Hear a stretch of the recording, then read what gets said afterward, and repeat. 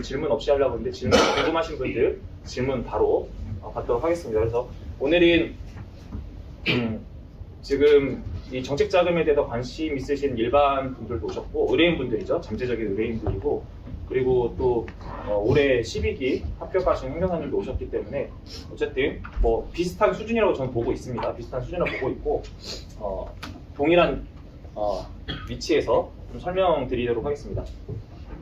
우선은 뭐 적지 마세요. 적을 필요 없어요.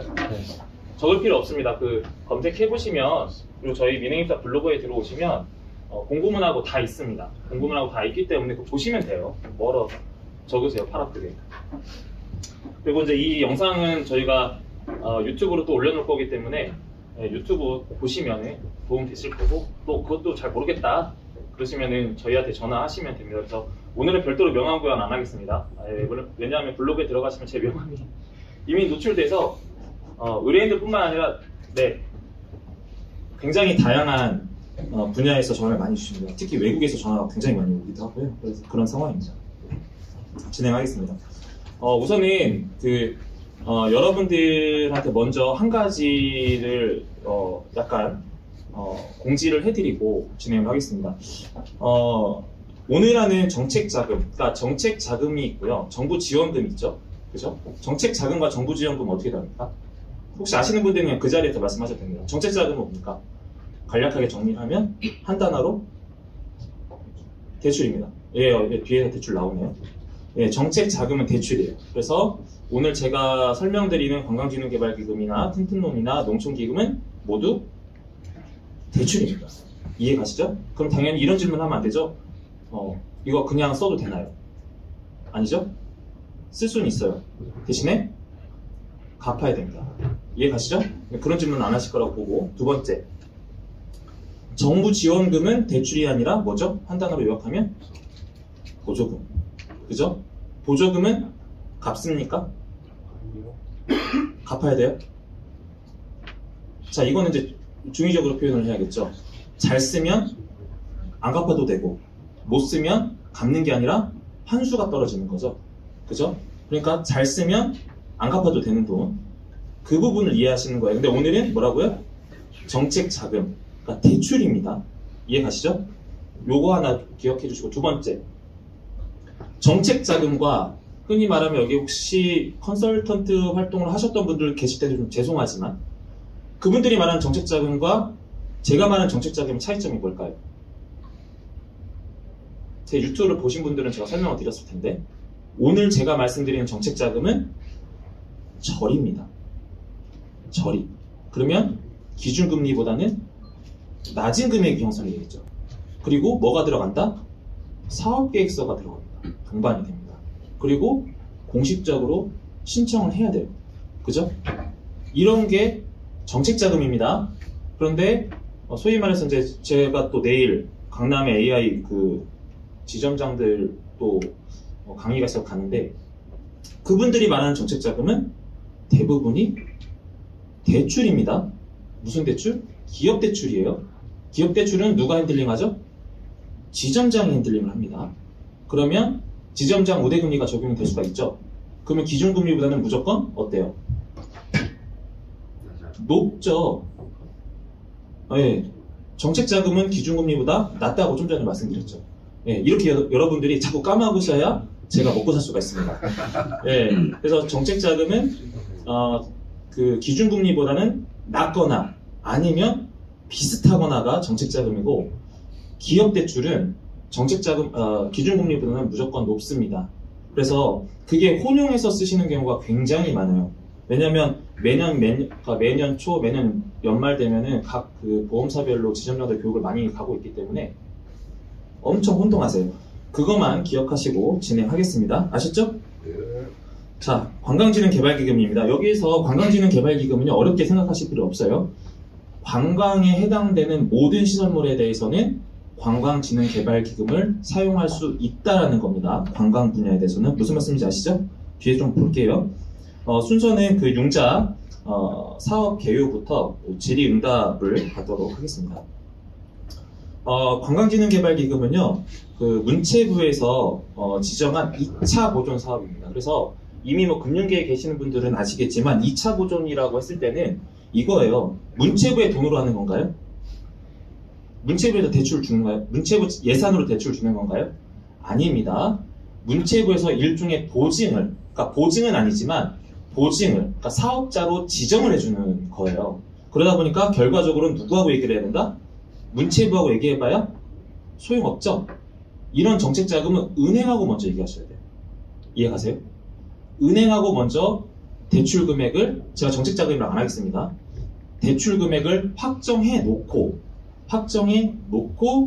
서류를 구성해서 문체부의 승인을 받는 사업을 말합니다. 다시 한번 정리할게요. 모든 정책 자금, 이 뒤에도 마찬가지예요. 관광진흥개발기금도 이 문체부에서 돈을 주는 게 아니라 문체부에서는 관광진흥개발기금을 쓸 수 있는 사업자로 인정을 해주는 거지, 돈을 주는 게 아니라 누구하고 먼저? 은행하고 먼저 대출에 대한 확인을 받고, 확인을 받은 상태에서 승인이 오케이 떨어지면, 뭐 승인 심사는 아니고 승인이 떨어지면, 대략적인 승인이 떨어지면 사업계획서와 사업신청서를, 그러니까 신청서를 작성해서 제출해서 문체부에서 승인을 받는 거예요. 인정을 받는 거예요. 아셨죠? 그래서 그 2025년도 관광진흥개발기금은 3,500억 정도 배정이 되어 있습니다. 그럼 3,500억을 다 쓰면 선착순이니까 당연히 어떻게 되겠어요? 하반기로 넘어가겠죠. 이해 가시죠? 그런데 여러분들이 좀 아셔야 될 게, 이거는 빨리 하셔야 됩니다. 그래서 민행24 같은 경우에는 보통 11월부터 준비합니다.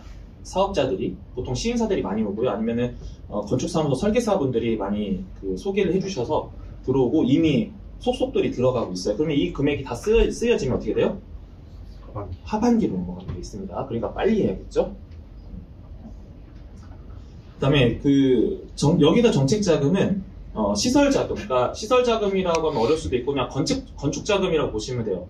새로 건물을 짓거나 아니면 안에 있는 시설물을 리모델링 하거나 그런 사업입니다. 우리 직원들은 그냥 편한 차례 없죠. 뭐 중간중간 한 번씩만 사진만 찍어주고. 그래서 새로 신축을 하거나 리모델링 할 때 사용 가능한 거라고 보시면 됩니다. 그리고 운전자금 같은 경우는 이제 사실 큰 의미는 없어요. 운전자금은 크게 뭐 작성할 게 없어서 은행하고 해서 우리 신용보증대출처럼 그런 개념이기 때문에 운전자금은 논하지 않겠습니다. 저희 운전자금 자문 안 하고 있어가지고요. 다시 한번 말씀드리면 시설 개보수 자금이 바로 관광진흥개발기금이고, 여기서 보시면 2023년 7월 이후 공사를 진행하였으나 미리 지급 중인 공사비, 그러니까 미준공, 준공 처리 안 된 공사비로 지원이 된다. 그렇게 이해하시면 될 것 같습니다. 그리고 여기서 안 들어가는 게 여기 주절주절이 써 있는데요. 이거 다 필요 없고요. 요거만 하나 기억하시죠. 2023년 7월 1일 이후에 시작된 공사에 대해서는 지원을 해주고, 준공이 떨어지면 안 해주겠죠. 그 다음에 두 번째는 토지 매입대금도 지원을 해주지 않습니다. 토지 매입대금 저한테 질문하시면 안 돼요. 토지 매입대금은 지원해주지 않아요. 그러니까 건축에 대한 것만 하셔야 되는 거고, 그리고 이거는 기성고입니다. 기성고는 대충 이쪽에 계신 분들은 아시겠지만, 혹시 제가 마이크 꼭 들어야 되나요? 뒤에 안 들리나요? 제 육성 안 들려요? 잘 안 들립니까? 맨 뒤에 들리시죠? 이거 끄고 가겠습니다. 기성고기 때문에 여러분들한테 우리가 보통 대출 받으면 내 통장으로 들어가거나 아니면 부동산 담보대출을 전소유주한테 보내잖아요. 이것도 기성고기 때문에 업체로 들어가요. 이해 가시죠? 그러니까 내 통장으로 들어오는 게 아니에요. 그렇게 이해하셔야 됩니다. 그리고 기성고에 맞춰서 하는 거기 때문에 여기 말씀드리지만 시설 개보수 자금 같은 경우에는 토지 매입비, 내구연한 1년 미만의 집기, 비품 구입비 등 같은 경우에는 지원해주지 않는다. 근데 사실 내구연한 1년 미만의 집기, 비품 구입비 같은 경우는 알 수가 없어요. 그래서 저희가 통상적으로 사업계획서나 비용 운영 계획서를 작성을 할 때 비품 같은 경우는 운전자금으로 반영이 되거든요. 그러니까 부착되지 않는 비품들 많잖아요. 그렇죠? 부착되지 않는 비품들 같은 경우에는 운전자금으로 들어가는데 그 운전자금으로 반영하지 않고 시설자금에 녹여버립니다. 장비성으로, 장비 시설성으로. 그런 부분들이 있다라는 걸 참고하시고, 여기 이제 사업을 하시려고 하시는 분들은 비품도 비치해야겠다, 비품 비용이 필요하다 하시는 분들은 장비비에 녹여야 되는 거예요. 이해 가시죠? 그래서 그 건축공사를 할 때 그 견적을 받잖아요. 견적을 받을 때 장비비에 비품비까지 생각하시고 하셔야 되는 거고, 그 다음에 이제 두 번째로는 뭐냐면 그 건축공사비를 계약금을 건축공사비 견적을 받을 때 추출을 해낼 때 예를 들어서 100억짜리 공사예요. 그러면 100억짜리를 내면 안 되겠죠? 어떻게 하셔야 돼요, 여러분들? 공사 하셨던 분들은 아실 텐데 100억짜리 공사를 100억이라고 하면 됩니까? 안 됩니까?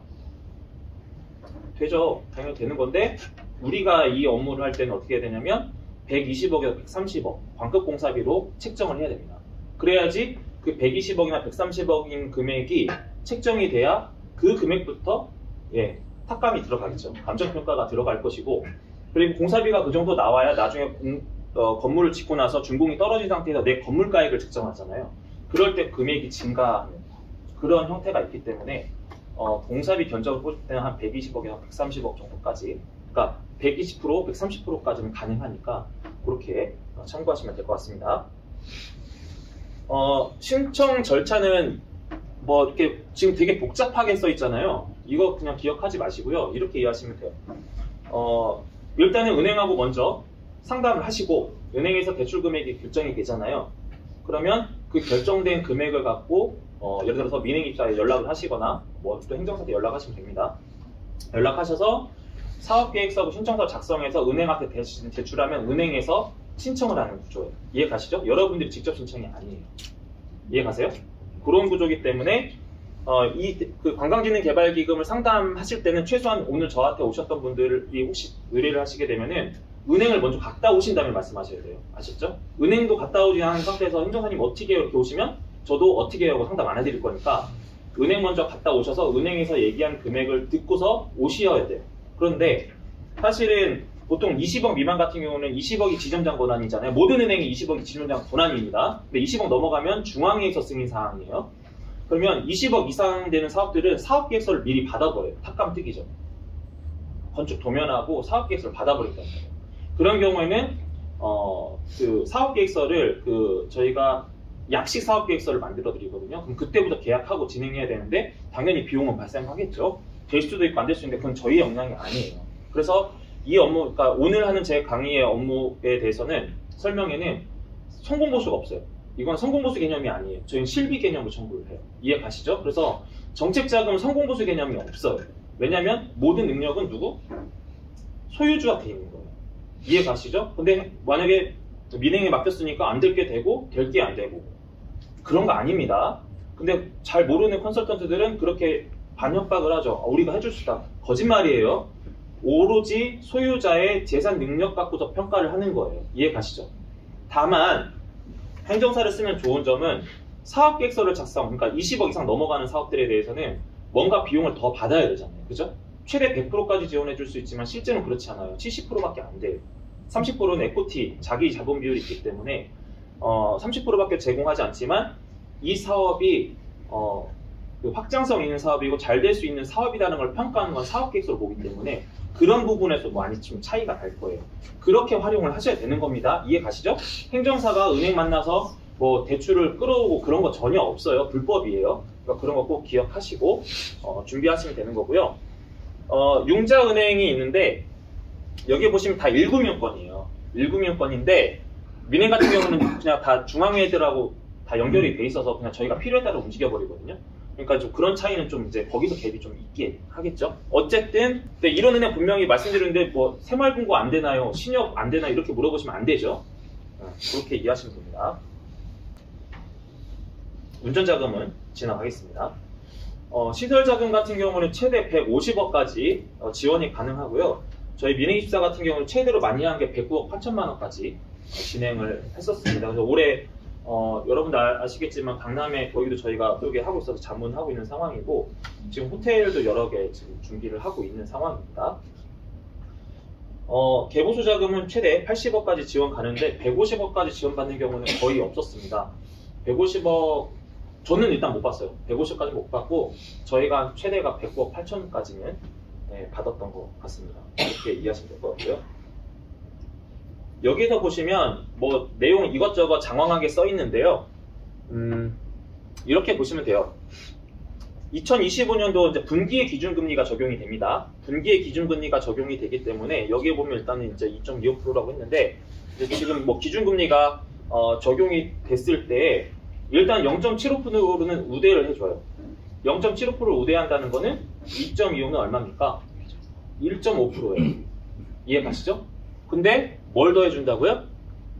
아래 해당 시설은 1.25%까지 우대가 돼요. 그죠?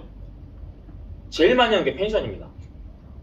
근데 어쨌든 우리가 흔히 속된 말로 부지가 큰 것들은 호텔이지 않겠습니까? 호텔 같은 건 다 100억이 넘어가요.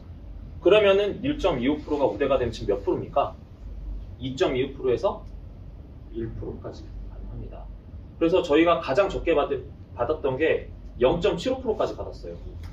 거저죠. 코로나 전에. 거저입니다. 호텔 질 때 거저로 받으셨어요.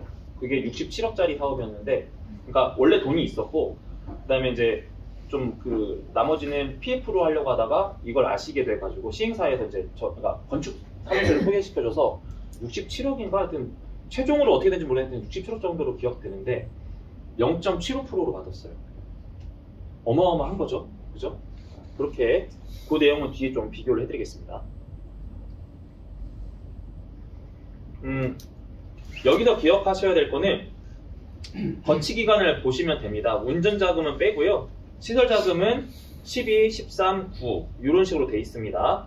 그래서 5년 거치 7년 상환, 5년 거치 8년, 4년 거치 5년, 4년 거치 4년, 3년 거치 4년 이렇게 돼 있어서 나중에 이제 만기가 도래하면은 또 대출 변경해도 돼요. 근데 이제 관광진흥개발기금으로 좀 쓰기는 애매한데 어느 정도 그 다음에 갚은 다음에 회사가 어쨌든 호텔이든 뭐든 돌아가잖아요. 그 다음에 받는 이자에 대해서는 크게 신경 안 쓰셔도 돼요. 그때는 일반 PF 대출성으로 가는 게 아니라 일반 대출로, 시설 대출로 전환이 되는 거기 때문에 생각보다 그 대출 금리가 많이 나진 않지만 우리가 지금 내가 이미 0.75%라는 얘기를 들었기 때문에 5%는 어마어마한 거죠. 그죠? 근 10배처럼 느껴질 정도이기 때문에 그런 좀 차이점이 있다라는 거 참고하시면 될 것 같고요. 우선은 야영장 가능합니다. 뭐 여기 있는 내용 써놨는데 뭐 주저주저 보시지 마시고요. 요거 보시면 됩니다. 야영장 가능합니다. 야영장 관광진흥개발기금 신청이 가능해요. 그래서 개발행위 허가를 받은 자, 그러니까 개발행위 허가서가 있어야 되는 거고 나중에 야영장 신고를 하셔야 돼요. 근데 야영장 신고를 안 하면 어떻게 됩니까? 이거는 대출이 어떻게 돼요? 해지가 되는 거죠. 대출은 해지가 되는 겁니다. 그렇게 이해하시면 됩니다. 두 번째, 호텔업입니다. 사실 저희 입장에서는 호텔업이 제일 좋긴 해요. 워낙 이제 규모도 크고. 근데 어쨌든 호텔업 같은 경우는 호텔업 사업계획 승인하고 건축 허가를 일단 받아야 되기 때문에 그렇게 이해하시면 되는 거고요. 호텔업 할 때는 무조건 사전 사업계획서가 들어갑니다. 사전 사업계획서가 들어가서 그 안에 시장조사 보고서도 들어가고, 그다음에 그러니까 BEP 따지는 거. 그러니까 이 사람이 투자했을 때 언제 회수가 다 되고 언제 이익이 나는지 그런 보고서가 들어가는데 그런 데에서 사실은 갭 차이가 좀 많이 나요. 그래서 뭐 관광진흥개발기금은 저희가 거의 최초로 했다고 보시면 돼요. 미래여행 같은 경우는 거의 처음 하는 업무들이 굉장히 많기 때문에 처음 시작했는데 아마 1, 20억 언더 업무들은 많이 좀 하는 것 같은데 그 이상 업무는 손을 못 대서 저희한테 넘는 경우가 굉장히 많거든요. 그러니까 호텔 같은 경우는 더 할 겁니다. 왜냐하면 호텔은 사업계획서 하나에 안 끝나요. 왜 그런지 뒤에서 좀 보여드릴게요. 관광 펜션도 됩니다. 이게 제일 많아요. 관광 펜션 안에 한옥 펜션도 있습니다. 그래서 작년 같은 경우에는 어쨌든 펜션 해서 이 펜션을 지은 펜션에서 지금 아마 어쨌든 이런 거 보지 마시고요. 요거 보셔야 돼요. 관광 펜션도 가능하다라는 부분이 핵심입니다. 관광 펜션도 나중에 관광 편의시설로 지정을 해야 되기 때문에 하고요. 저희가 이제 지난주에 계약돼서 진행하는데 이제 생활용 숙박시설 같은 경우에는 안 돼요. 그거를 왜냐하면 그런 부분이 있거든요. 이제 이런 건축을 하려고 하다 보면 이제 시공사가 뭐 종합면허를 가져야 될 수도 있고 막 이러다 보니까 뭐 토지 쪼개기 해가지고 막 줄이는 경우도 있거든요. 그래서 생수기 나오는 경우도 있는데 생수는 거의 안 해준다라고 보시면 돼요. 그런 것도 좀 참고하시면 될 것 같고요.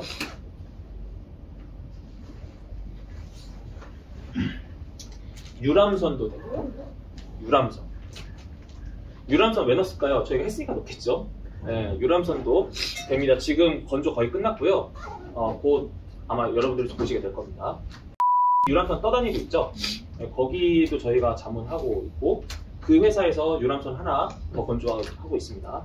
그 선박이 저희가 자문한 선박이니까요. 좀 참고하시면 될 것 같고 이것도 관광 유람선도 가능하다. 근데 관광 유람선 같은 경우에는요.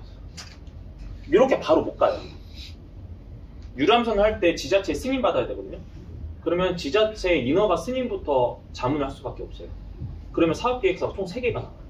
인허가 승인 계획서, 관광기능개발기금, 약식사업계획서, 본계획서가 나오기 때문에 이런 거는 3개인데 3개니까 일이 많냐? 일이 많죠. 근데 일이 많으면 어떻게 됩니까? 저희 입장에서는 당연히 비용이 올라가니까 좋은 점이 있는데 흔치는 않습니다. 근데 이제 어쨌든 이 유람선 같은 경우는 대부분 이제 유람선 선박 설계하시는 분들한테 연락이 많이 오는 것 같아요. 이렇게 보시면 될 것 같고요. 한옥 체험업. 한옥도 똑같습니다. 한옥 해드렸다고 했죠? 예, 이거 PD분들이 많이 하세요. 방송국 PD분들이 많이 하시고, 나중에 이제 뭐라고 합니까? 요즘에 좀 흔한 용어 있잖아요. 촌에다가 이렇게 집 짓는 거 세컨하우스라고 하나요? 그 말이 정확한지 모르겠지만, 그런 식으로 많이 하십니다. 예. 그래서 여기서 아까 말씀드렸던 촬영하고 있다니까 이 한옥 체험업이고요. 예, 이것도 마찬가지입니다. 나중에서 편의시설 지정이 돼야 됩니다. 이거는 크지는 않습니다. 사업이. 예, 종합 일반 유원 시설업도 해당에 되게 돼 있습니다. 다음 전문 종합 휴양업. 혹시 여기 골프 치시는 분들 계신가요? 골프 치시는 분들은 여러분들이 나인홀 열심히 치고 가셔가지고 쉬시는 곳 있죠? 전문 휴양업이에요. 그 자리. 그래서 저희가 골프장, 여러분들 아실만한 골프장 전문 휴양업 많이 인허가 자문해드렸었던 거고요. 그 골프장도 전문 휴양업입니다. 그게 있어야 절세도 돼요. 그런 부분들이 있는데, 예, 전문 휴양업도 해당이 됩니다. 그러니까 골프장 지금 9홀짜리 하나 생기고 있습니다. 거기 저희가 자문하고 있는 골프장입니다. 퍼블릭인데, 예, 그렇게 이해하시면 될 것 같고요. 네, 융자 신청서 좀 볼까요? 뭐 사진 찍으실 필요 없어요. 제가 몇 번 말씀드렸죠. 저희 그 블로그에 들어오시면 있어요. 그냥 출력해서 가시면 돼요. 굳이 이런 식으로 생겼어요. 근데 이거는 뭐냐면 은행에서 주는 그 융자 신청서 서류예요. 요거는 간단하잖아요. 요거만 보면 뭐 3페이지밖에 안 되는데 이렇게 생각하시는데 뒤에 사업계획서가 붙습니다. 실제 그 개발행위, 허가 신청서 이런 것들 다 첨부하게 돼 있어요. 견적서 총괄.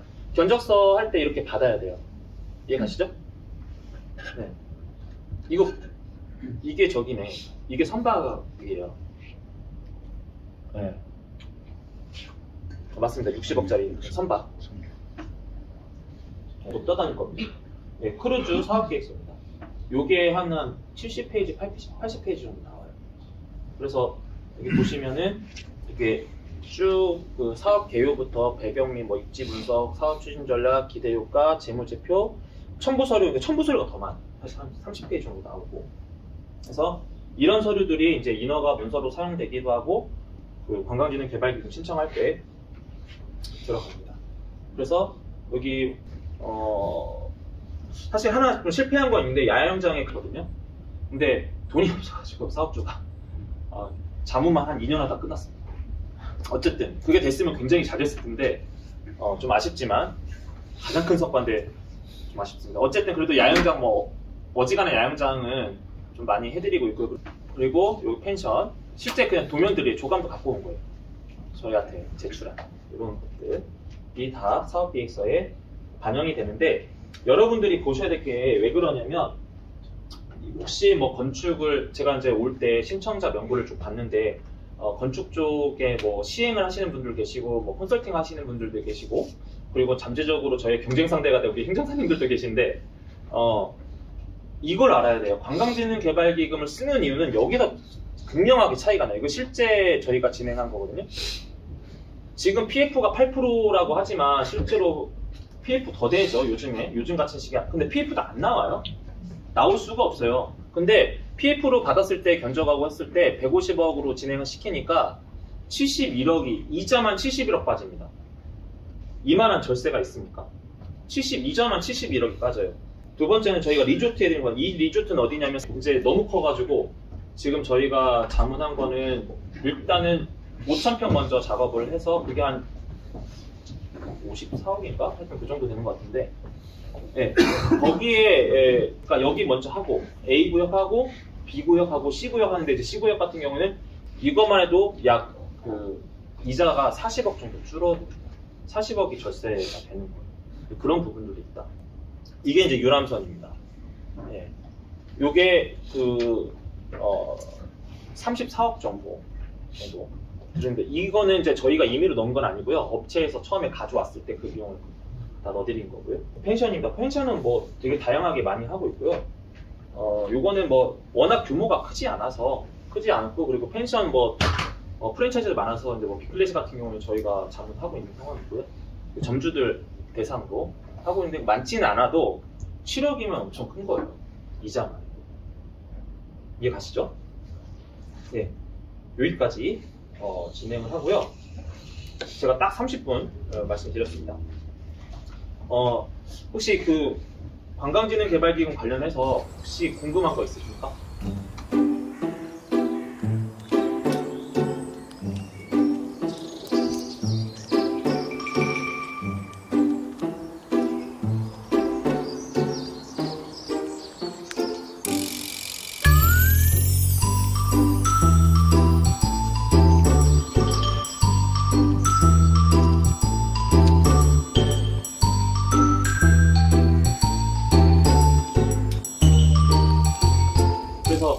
뭐 어지간한 질문은 그 관광진흥개발기금 나온 것 같고, 다시 한번 말씀드리지만 관광진흥개발기금은 그 행정사의 역량이 아니에요. 네. 소유주의 자산 능력에다가 저희가 얹혀주는 거지, 막 행정사가 안 될 걸 되게 하겠습니다, 될 게 안 되게 할 수 있습니다, 그런 얘기 하면요 신고하시거든요. 그런 경우가 와서 저희가 소위 그때만 똥치우는 경우가 되게 많아요. 여기서 안 돼가지고 와서 저희가 그 비용금 저희가 세이브 해드릴게요 하고 하는 경우가 있는데, 다시 한번 말씀드리지만 소유자의 자산 능력, 그래서 신용평가 등급 어떻게 하죠? 이건 사업자 대출입니다. 개인 대출이 아니에요.